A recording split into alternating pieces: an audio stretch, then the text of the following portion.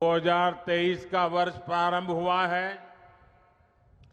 जनवरी का महीना है और वैसे भी जनवरी अपने आप में बड़ा खास होता है।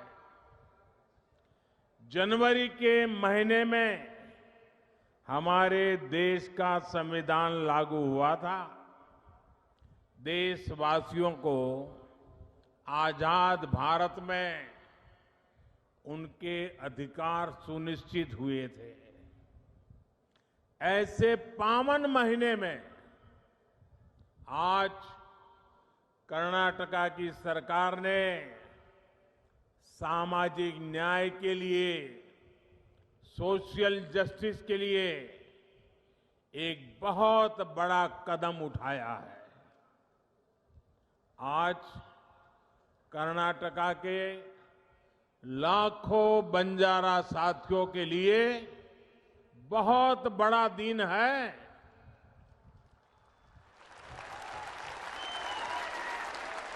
अभी 50,000 से अधिक परिवारों को पहली बार उनके घर, उनकी रिहाइश का हक मिला, हक्कू पत्र मिला है। ये कर्नाटका में तांडा बस्तियों में रहने वाले हजारों साथियों, गुमन परिवारों के बेटे बेटियों के उज्जवल भविष्य को सुनिश्चित करने वाला है।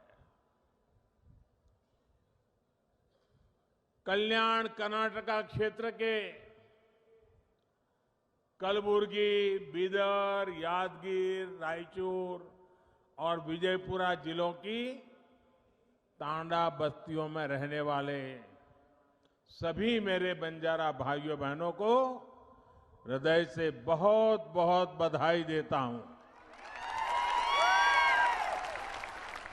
कर्नाटका सरकार ने 3,000 से अधिक तांडा बस्तियों को राजस्व गांव का दर्जा देने का बहुत ही महत्वपूर्ण निर्णय लिया है और इस प्रशंसनीय कदम के लिए मैं श्री मुंबई जी और उनकी पूरी टीम को बहुत बहुत बधाई देता हूं।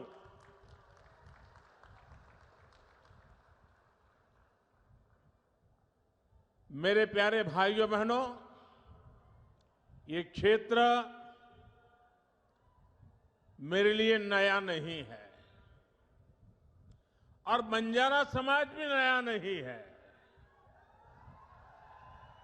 क्योंकि राजस्थान से लेकर के पश्चिमी भारत में नीचे तक चले जाइए, हमारे बंजारा समुदाय के भाई बहन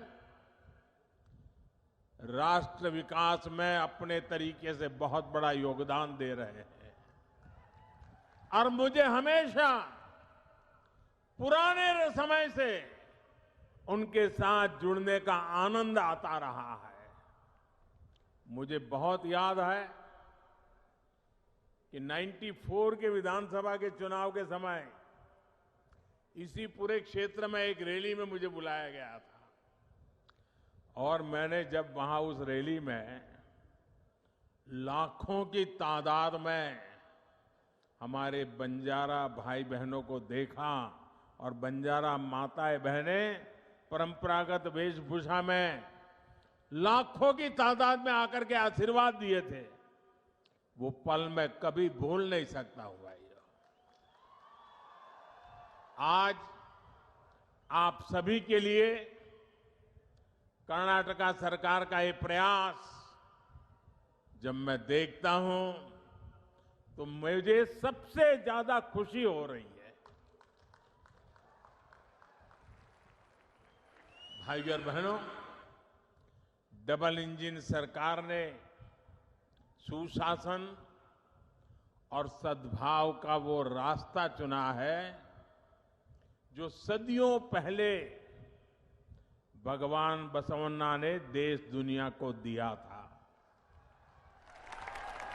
भगवान बसवेश्वरा ने अनुभव मंडपम जैसे मंच से सामाजिक न्याय का, लोकतंत्र का एक मॉडल दुनिया के सामने रखा था।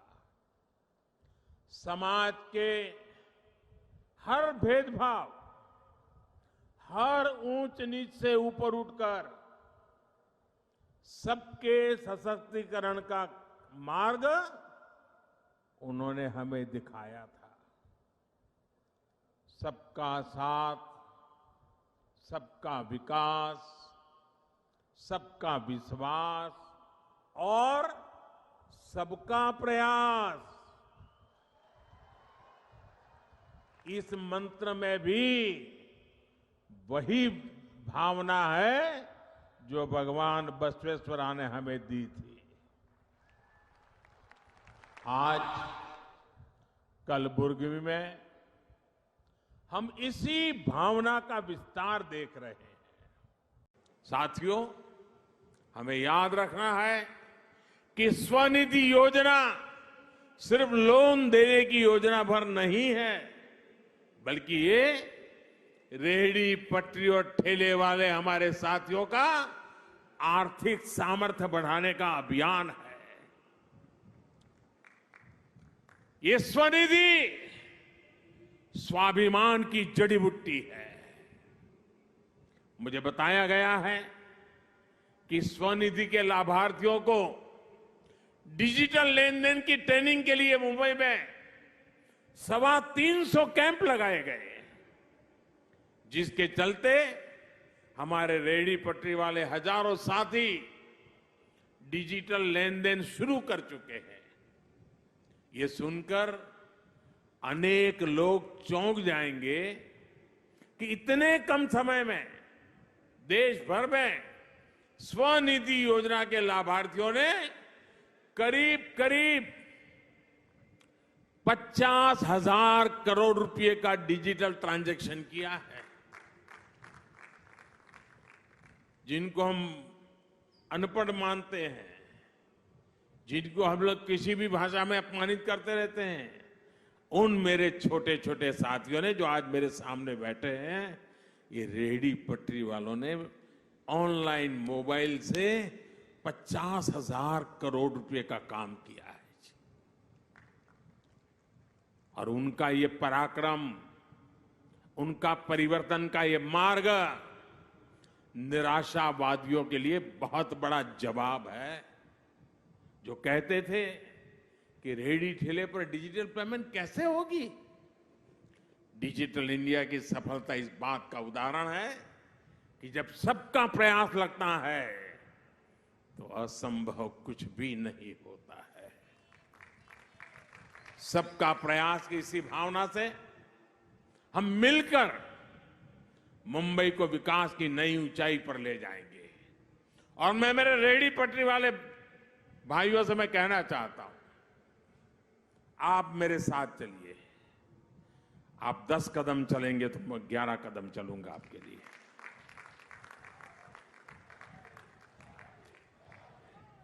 मैं ये इसलिए कह रहा हूं कि हमारे रेहड़ी पटरी वाले भाई बहन साहूकार के पास पैसे ब्याज लेने के लिए जाते थे। दिन भर व्यापार करने के लिए उसको 1,000 रुपए की जरूरत है, वो देने से पहले ही 100 काट लेता था, 900 देता था। और शाम को जाकर के अगर 1,000 वापिस नहीं लौटाए तो उसको दूसरे दिन पैसे नहीं मिलते थे।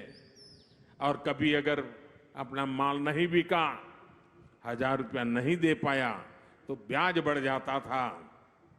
रात को बच्चे भूखे सोते थे।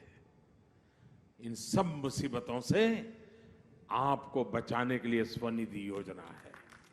और साथियों, जितना ज्यादा आप डिजिटल उपयोग करोगे, थोक में लेने जाओगे उसको भी डिजिटल पेमेंट करो, जहां पर बेचते हो वहां भी लोगों को कहोगे डिजिटल पेमेंट करो, तो स्थिति ये आएगी कि आपको ब्याज का एक नया पैसा नहीं लगेगा। आप कल्पना कर सकते हैं कि आपके कितने पैसे बचेंगे। आपके बच्चों की शिक्षा के लिए, आपके बच्चों के भविष्य के लिए कितना बड़ा काम होने वाला है। इसलिए मैं कहता हूं साथियों, मैं आपके साथ खड़ा हूं। आप 10 कदम चले, मैं 11 चलने के लिए तैयार हूं, वादा करने आया हूं। आपके उज्जवल भविष्य के लिए मैं आज आपसे आंख में आंख मिला करके ये वादा करने मुंबई की धरती पे आया हूं साथियों। और मुझे भरोसा है कि इन छोटे छोटे लोगों के पुरुषार्थ और परिश्रम से देश नई ऊंचाइयों को पार करके रहेगा। साथियों, हमारे बंजारा समुदाय, गुमंतु, अर्ध गुमंतु समुदाय ने दशकों तक बहुत असुविधा झेली है।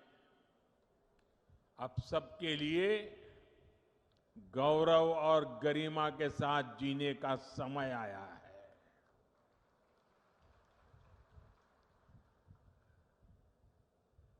और मैं देख रहा था, जब ऊपर मेरा इन बंजारा परिवारों से मिलना हुआ, एक मां जिस प्रकार से मुझे आशीर्वाद दे रही थी, जिस प्रकार से अपनी भावनाएं व्यक्त कर रही थी, समाज के लिए जीने मरने की बहुत बड़ी ताकत देने वाले आशीर्वाद वो मां दे रही थी। आने वाले वर्षों में इन समुदायों के विकास और कल्याण के लिए सैकड़ों करोड़ रुपए का विशेष प्रावधान भी किया गया है। बंजारा समाज के युवाओं को प्रतियोगी परीक्षाओं की मुफ्त कोचिंग का भी प्रबंध किया जा रहा है। ऐसे समुदायों के लिए आजीविका के नए साधनों का भी निर्माण किया जा रहा है। झुग्गियों के बजाय इन साथियों को पक्के घर मिले, इसके लिए भी सहायता दी जा रही है। बंजारा, गुमंतु, अर्ध गुमंतु समुदायों का स्थायी पता, स्थायी रिहाइश न होने के कारण जो सुविधाएं उन्हें नहीं मिल पा रही थी, उनका समाधान भी किया जा रहा है। आज का ये आयोजन इसी समाधान की दिशा में उठाया गया अहम कदम है। 1993 में, यानी 3 दशक पहले इसकी सिफारिश की गई थी, लेकिन उसके बाद सबसे अधिक जिस दल का शासन यहां रहा, उसने सिर्फ वोट बैंक बनाने पर ही ध्यान दिया। इन उपेक्षित परिवारों का जीवन बनाने की उन्होंने कभी नहीं सोची। तांडा में रहने वाले साथियों ने अपने हक के लिए लंबा संघर्ष किया है, अनेक कठिनाइयां झेली हैं। एक बहुत लंबा इंतजार आप सबको करना पड़ा है, लेकिन अब उदासीनता का वो पुराना माहौल भाजपा की सरकार ने बदल दिया है। मैं आज मेरी इन बंजारा माताओं से कहना चाहता हूं, आप निश्चिंत रहिए, आपका एक बेटा दिल्ली में बैठा है।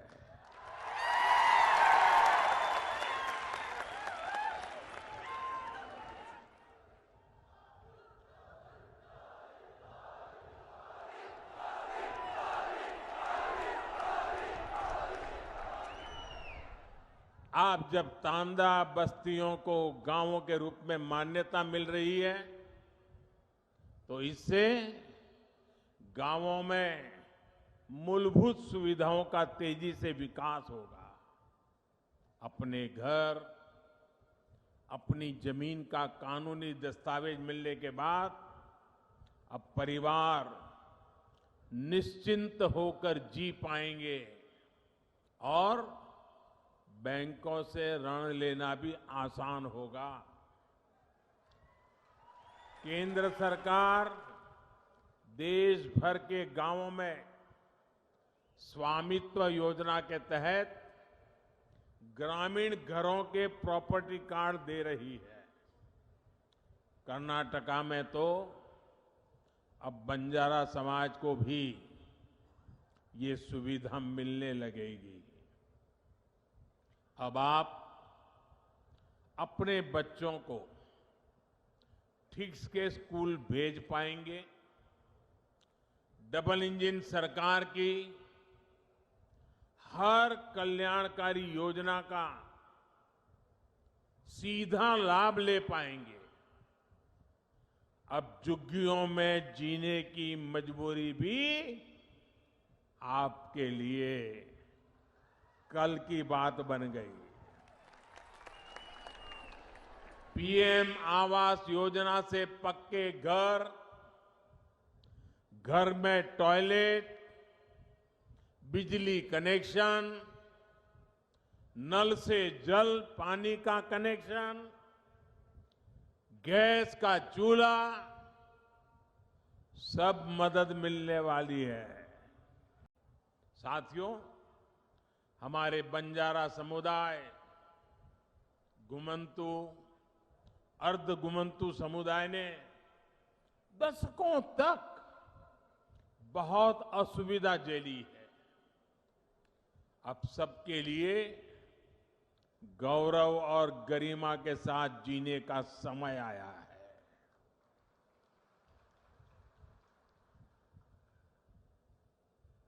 और मैं देख रहा था, जब ऊपर मेरा इन बंजारा परिवारों से मिलना हुआ, एक मां जिस प्रकार से मुझे आशीर्वाद दे रही थी, जिस प्रकार से अपनी भावनाएं व्यक्त कर रही थी, समाज के लिए जीने मरने की बहुत बड़ी ताकत देने वाले आशीर्वाद वो मां दे रही थी। आने वाले वर्षों में इन समुदायों के विकास और कल्याण के लिए सैकड़ों करोड़ रुपए का विशेष प्रावधान भी किया गया है। बंजारा समाज के युवाओं को प्रतियोगी परीक्षाओं की मुफ्त कोचिंग का भी प्रबंध किया जा रहा है। ऐसे समुदायों के लिए आजीविका के नए साधनों का भी निर्माण किया जा रहा है। झुग्गियों के बजाय इन साथियों को पक्के घर मिले, इसके लिए भी सहायता दी जा रही है। बंजारा, गुमंतु, अर्ध गुमंतु समुदायों का स्थायी पता, स्थायी रिहाइश न होने के कारण जो सुविधाएं उन्हें नहीं मिल पा रही थी, उनका समाधान भी किया जा रहा है। आज का ये आयोजन इसी समाधान की दिशा में उठाया गया अहम कदम है। 1993 में, यानी 3 दशक पहले इसकी सिफारिश की गई थी, लेकिन उसके बाद सबसे अधिक जिस दल का शासन यहां रहा, उसने सिर्फ वोट बैंक बनाने पर ही ध्यान दिया। इन उपेक्षित परिवारों का जीवन बनाने की उन्होंने कभी नहीं सोची। तांडा में रहने वाले साथियों ने अपने हक के लिए लंबा संघर्ष किया है, अनेक कठिनाइयां झेली हैं। एक बहुत लंबा इंतजार आप सबको करना पड़ा है, लेकिन अब उदासीनता का वो पुराना माहौल भाजपा की सरकार ने बदल दिया है। मैं आज मेरी इन बंजारा माताओं से कहना चाहता हूं, आप निश्चिंत रहिए, आपका एक बेटा दिल्ली में बैठा है।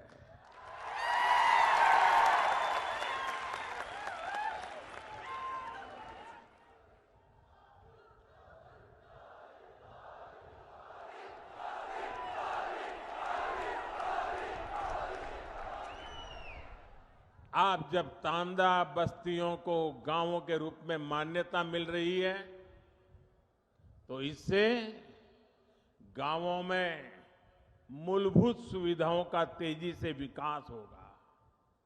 अपने घर, अपनी जमीन का कानूनी दस्तावेज मिलने के बाद अब परिवार निश्चिंत होकर जी पाएंगे और बैंकों से ऋण लेना भी आसान होगा।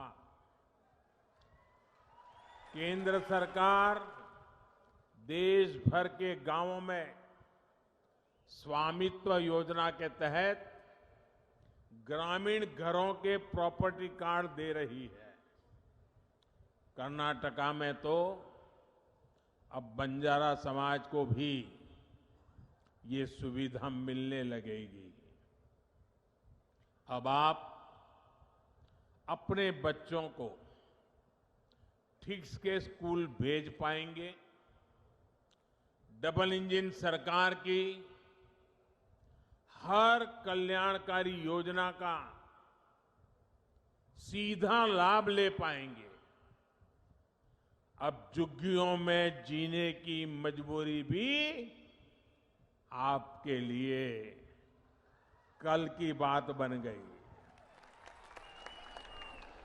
पीएम आवास योजना से पक्के घर, घर में टॉयलेट, बिजली कनेक्शन, नल से जल पानी का कनेक्शन, गैस का चूल्हा,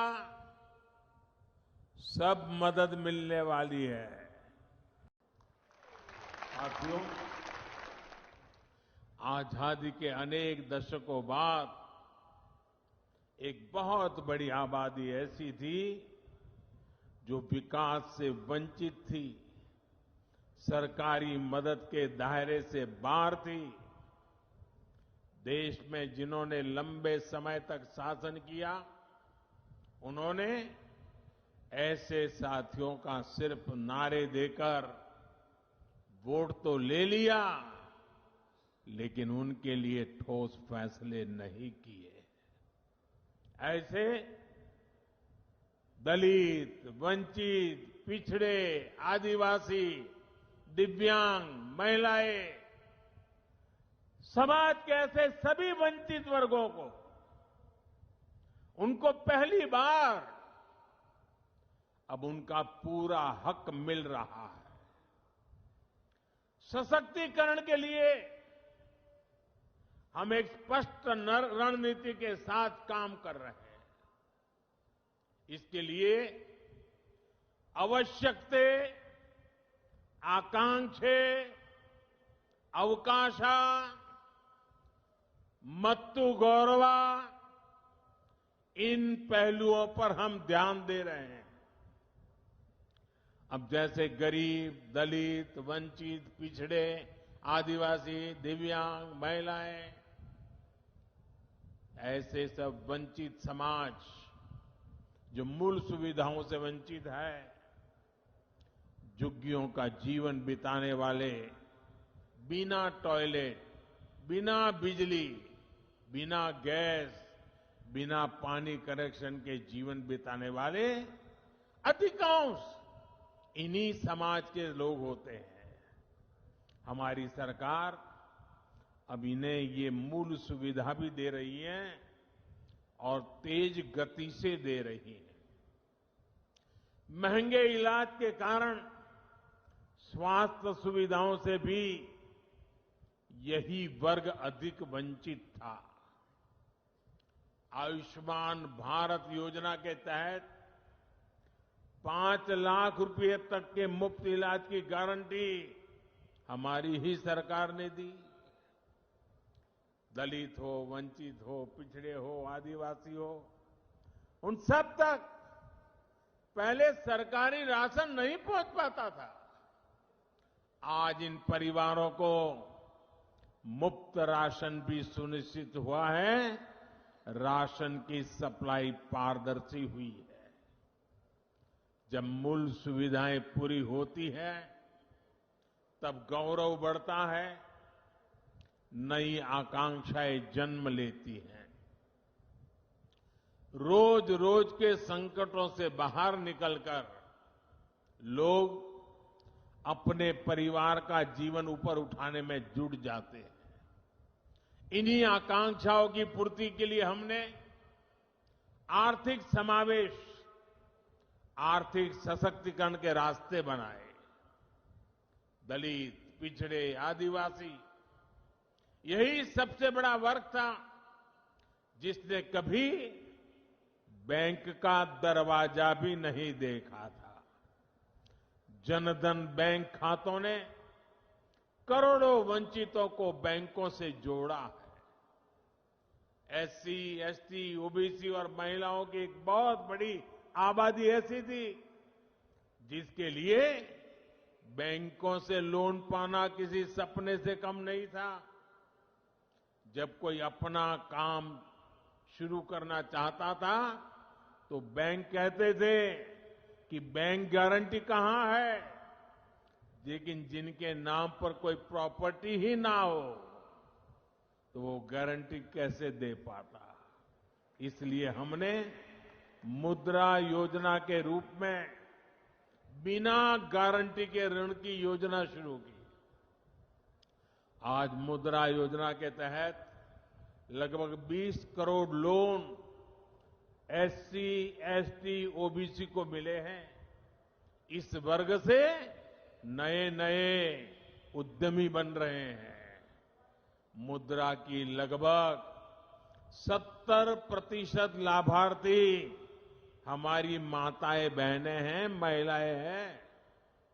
इसी प्रकार रेहड़ी, ठेले, पटरी, इस पर छोटा मोटा कारोबार करने वाले साथियों के पहले की सरकारें सूद नहीं लेती थी। आज स्वनिधि योजना से इन साथियों को भी पहली बार बैंक से सस्ता और सुलभ ऋण मिल पा रहा है। ये सारे कदम वंचितों की आकांक्षाओं की पूर्ति का माध्यम बन रहे हैं। लेकिन हम एक कदम आगे बढ़कर अवकाशा यानी नए अवसर बना रहे हैं। वंचित समाज के युवाओं को नया विश्वास दे रहे हैं। भाइयों और बहनों, आजादी के बाद पहली बार आज भारत बड़े सपने देखने और उन सपनों को पूरा करने का साहस कर रहा है। वरना हमारे यहां तो पिछली सदी का एक लंबा कालखंड सिर्फ और सिर्फ गरीबी की चर्चा करना, दुनिया से मदद मांगना, जैसे तैसे गुजारा करने में ही बीत गया।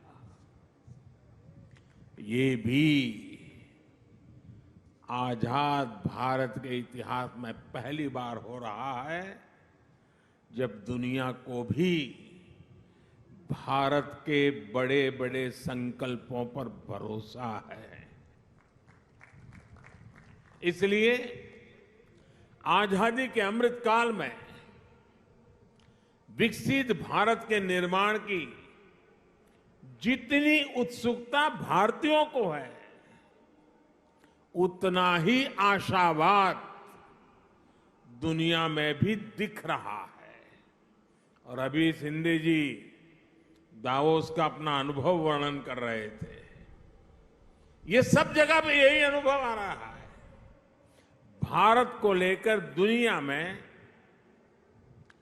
इतनी पॉजिटिविटी इसलिए है क्योंकि आज सबको लगता है कि भारत अपने सामर्थ्य का बहुत ही उत्तम तरीके से सदुपयोग कर रहा है। आज हर किसी को लग रहा है कि भारत वो कर रहा है जो तेज विकास के लिए, समृद्धि के लिए बहुत आवश्यक है।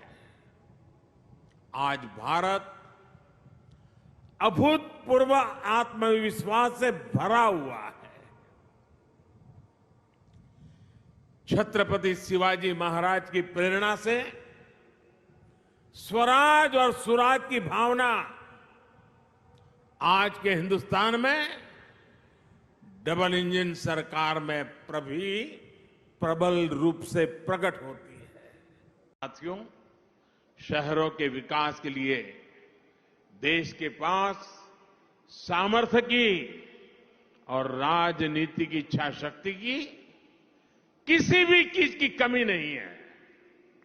लेकिन हमें एक बात और समझनी होगी। मुंबई जैसे शहर में प्रोजेक्ट को तब तक तेजी से नहीं उतारा जा सकता जब तक स्थानीय निकाय की प्राथमिकता भी तेज विकास की ना हो। जब राज्य में विकास के लिए समर्पित सरकार होती है, जब शहरों में सुशासन के लिए समर्पित शासन होता है, तभी ये काम तेजी से जमीन पर उतर पाते हैं। इसलिए मुंबई के विकास में स्थानीय निकाय की भूमिका बहुत बड़ी है। मुंबई के विकास के लिए बजट की कोई कमी नहीं है। बस मुंबई के हक का पैसा सही जगह पे लगना चाहिए। अगर वो भ्रष्टाचार में लगेगा, पैसा बैंकों की तिजोरी में बंद पड़ा रहेगा, विकास के काम को रोकने की प्रवृत्ति होगी, तो फिर मुंबई का भविष्य उज्जवल कैसे होगा? मुंबई के लोग, यहां के सामान्य जन परेशानियां झेलते रहे, ये शहर विकास के लिए तरसता रहे। ये स्थिति 21वीं सदी के भारत में कभी भी स्वीकार्य नहीं हो सकती है और शिवाजी महाराज के महाराष्ट्र में तो कभी नहीं हो सकती है। मैं मुंबई के लोगों की हर परेशानी को समझते हुए बहुत बड़ी जिम्मेवारी के साथ इस बात को रख रहा हूं। भाजपा की सरकार हो, एनडीए की सरकार हो, कभी विकास के आगे राजनीति को नहीं आने देती। विकास हमारे लिए सबसे बड़ी प्राथमिकता है। अपने राजनीतिक स्वार्थ की सिद्धि के लिए भाजपा और एनडीए की सरकारें कभी विकास के कार्यों पर ब्रेक नहीं लगाती। लेकिन हमने पहले के समय मुंबई में ऐसा होते बार बार देखा है। पीएम स्वनिधि योजना भी इसका एक उदाहरण है। हमारे शहरों में रेहड़ी वाले, पटरी वाले, ठेले वाले, ये काम करने वाले साथी जो शहर की अर्थव्यवस्था का अहम हिस्सा है, उनके लिए हमने पहली बार योजना चलाई।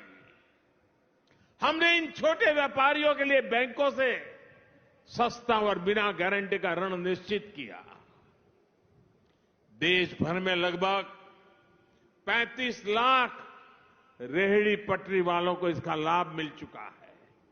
इसके तहत महाराष्ट्र में भी 5 लाख साथियों को ऋण स्वीकृत हो चुके हैं।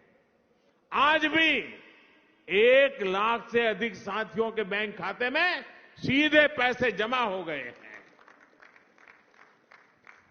ये काम बहुत पहले होना चाहिए था, लेकिन बीच के कुछ समय में डबल इंजन की सरकार न होने के कारण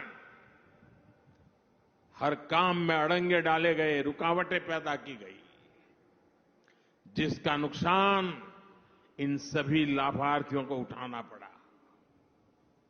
ऐसा फिर ना हो, इसलिए जरूरी है कि दिल्ली से लेकर महाराष्ट्र और मुंबई तक सबका प्रयास लगे, बेहतर तालमेल वाली व्यवस्था बने।